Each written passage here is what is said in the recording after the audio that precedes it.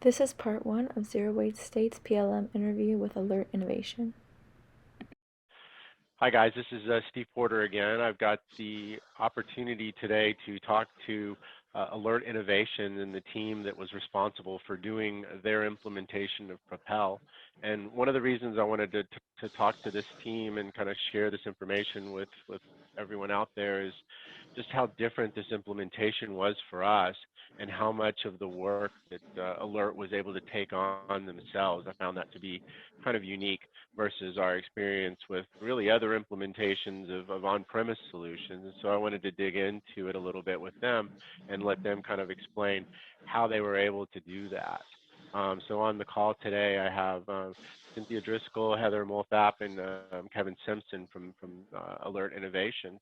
And I just wanted to thank you guys for joining me, and then also, start out with you, Cynthia. Just kind of, if you could share your background and experience with PLM systems for our audience. Sure, Steve.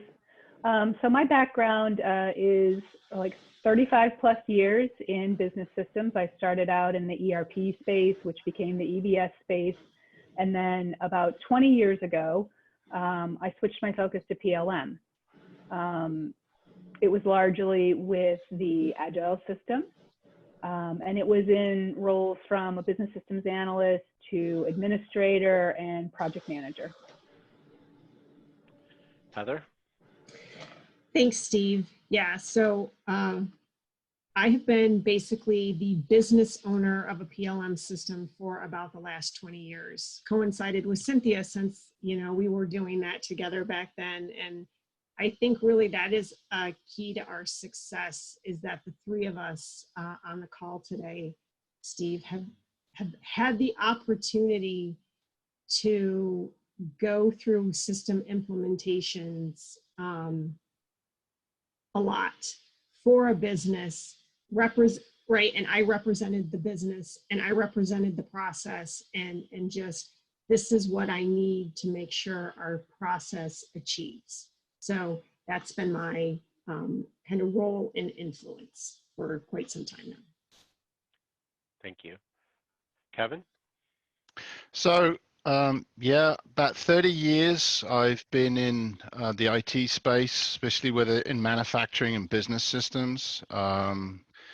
Because of my early days, I spent a lot of time having to learn systems with no manual and no support. So I've had to learn the back end, the front end. And I've had some jobs specifically with Heather and Cynthia, a company that did a lot of acquisitions of a lot of companies with lots of different systems, and there wasn't always support. So developing a lot of skills on how to get at data to systems that were difficult to get at, trying to mine the data out of them. So for me, it was pretty much status quo. This was just another system. We had to go mine the data. And because we've worked together so much, we kind of know where we're going. So it's, we know the key stuff. We know what's important. So it's just pulling that information out. And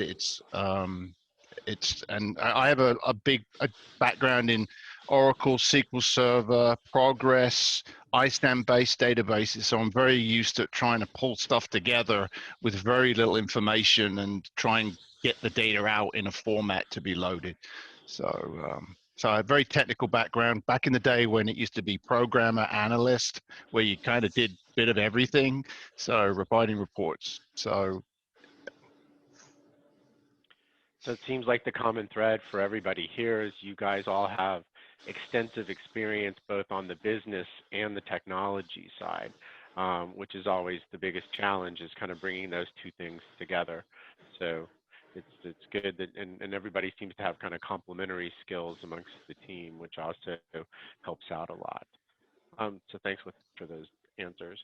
So the next question I had for you, so all of you are relatively new to your positions. So you kind of walked into a situation.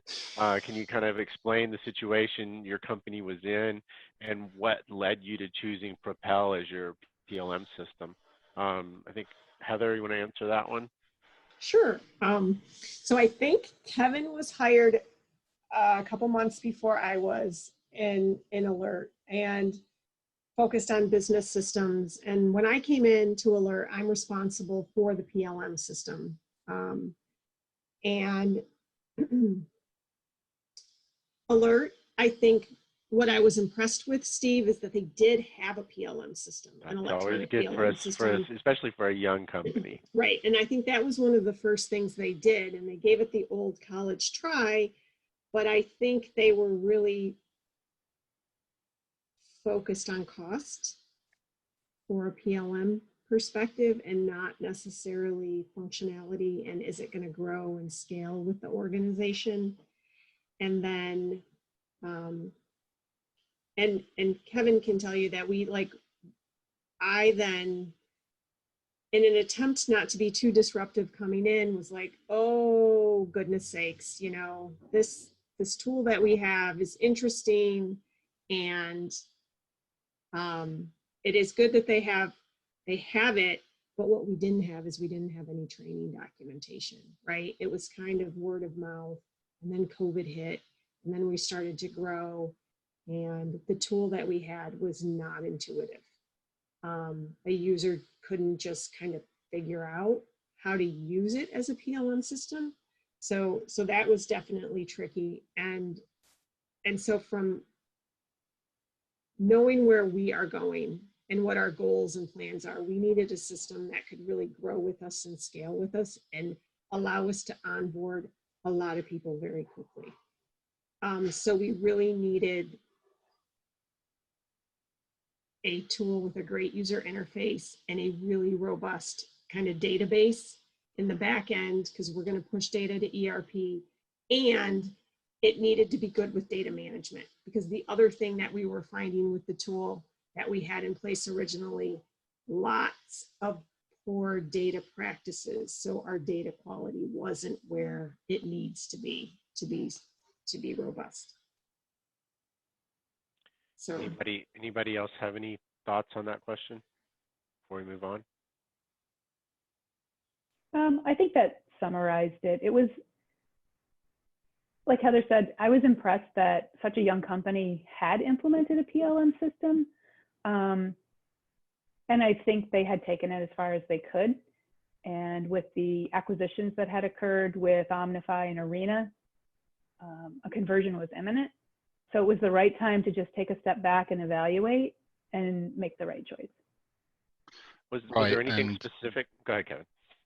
No, I mean, with regards to Propel, to be honest, I mean, there isn't a lot out there. And obviously Agile has kind of just drifted off into the sunset. And a lot of people had experience with Agile, but with Salesforce and Propel, like I said, the back-end architecture for Salesforce is actually very good and very open to get to. So a lot of Omnify, again, was in the cloud, but you had very, very limited at the back-end access. And so the opportunity to interface with it was kludgy and difficult. It was 20 years old. So it's the kind of integration I would do with that is like I would have done 20 years ago, whereas Salesforce is pretty much much in line with what you would expect this day and age. So. Yeah, state of the art. right. And I mean, we've covered this. I mean, it's kind of obvious from your backgrounds, but I'd still like to talk about it specifically. Because, you know, we've worked with, we've worked with you guys before at other companies. You know, we've worked with people in a lot of organizations that have a lot of experience with PLM, but what were the factors that allowed you guys to take on so much of the responsibility and actions for this implementation? And I think, Kevin, you might have the most to say on this topic.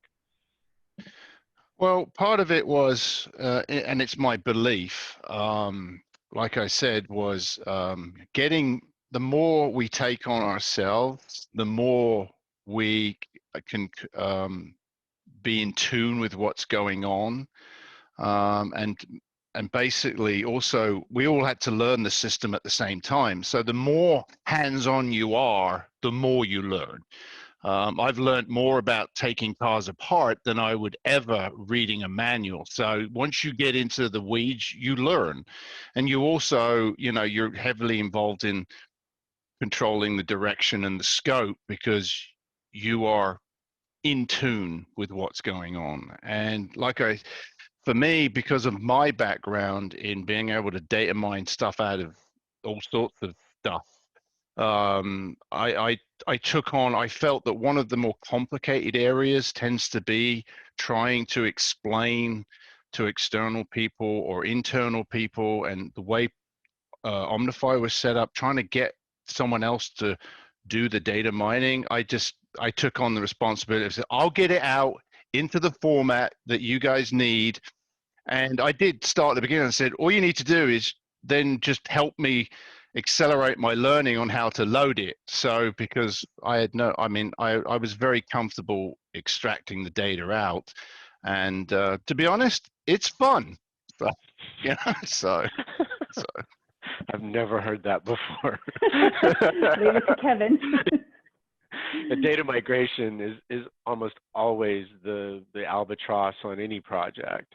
The data condition and everything else. And you're right, communicating back and forth. We need the data in this state. And, you know, certain systems, especially some of the older systems, weren't really that strict about how things got put into the system. So being able to extricate that in sort of a formulaic way has always been formidable. And I think probably one of the things in y'all's favor is you didn't have an enormous amount of data.